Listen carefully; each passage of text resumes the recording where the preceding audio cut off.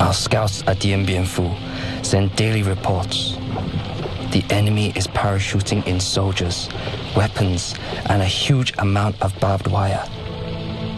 They are industriously repairing the old Japanese airstrip. The French generals have announced, this is not a raid. We have taken this place, and we intend to stay. So be it.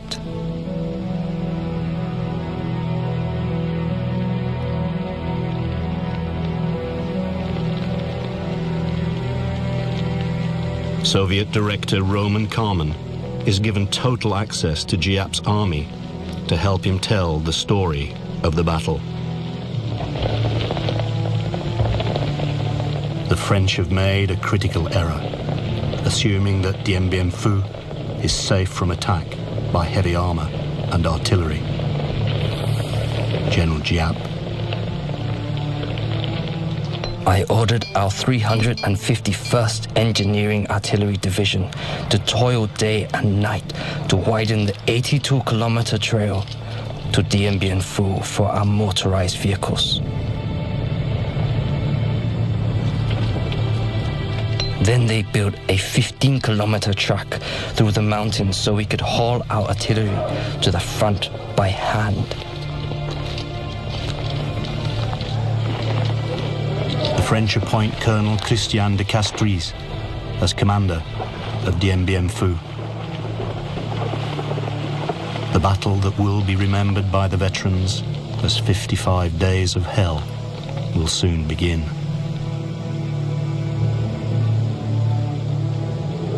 No quarter will be given, none will be asked for.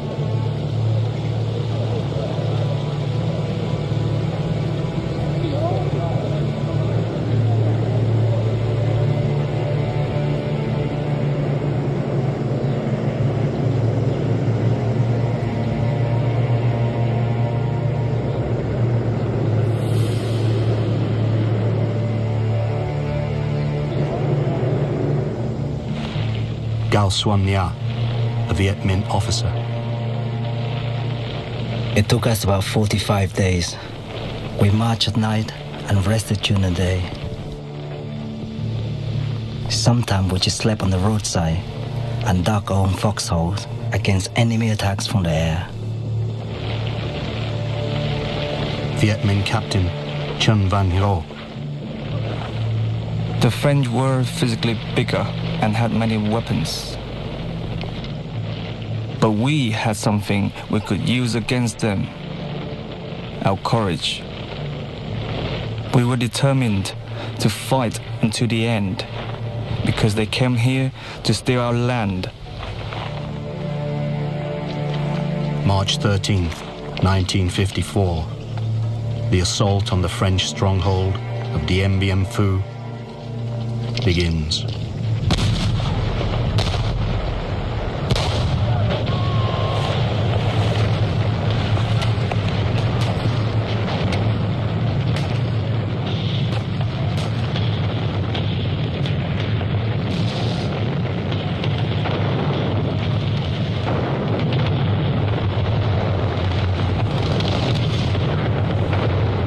General Giap. The French could not resolve the threat to their airfield. Their porcupine defense had lost a vital element, its strength in the air. They could only reinforce their units with parachute drops, and they could not get their wounded out.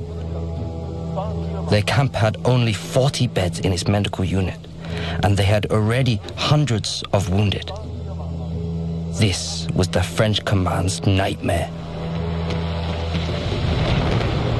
Amid gruesome scenes, reminiscent of the trench warfare and mass infantry attacks of the First World War, the death toll rises.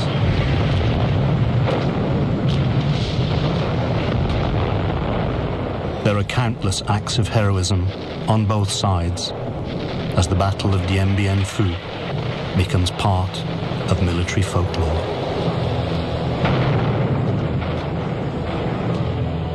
it also becomes a glorious victory for the Viet Minh and a shameful defeat for the French.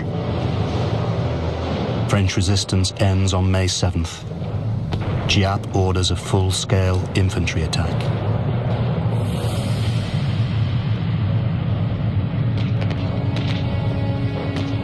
De Castries radios Colonel Cogny at headquarters in Hanoi. The Viets are everywhere. The situation is very grave. I feel the end is approaching. General Giap. Tonight, we will attack the Porcupine's Eye and finish it off.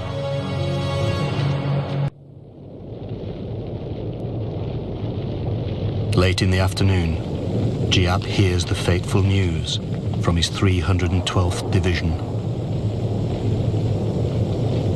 All enemy soldiers in the command post have surrendered. We have arrested De Castries. Suddenly, everyone in the headquarters shouted, clapped their hands and hugged one another. They jumped for joy like children. Some people cried, others stood with their mouths gaping.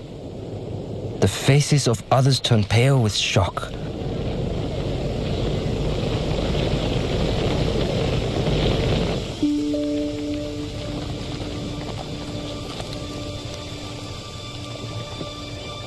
French commander De Castries, who has been promoted to brigadier general during the battle, becomes a prisoner of war. He will be released after 4 months. One of the lucky ones. 1,500 men under his command are dead. Several thousand more are wounded.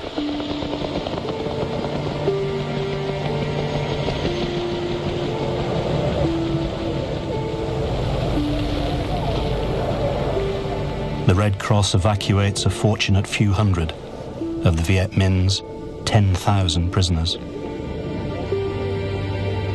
But most are force-marched to prisoner of war camps hundreds of kilometers away. Less than 4,000 will survive to be repatriated to France.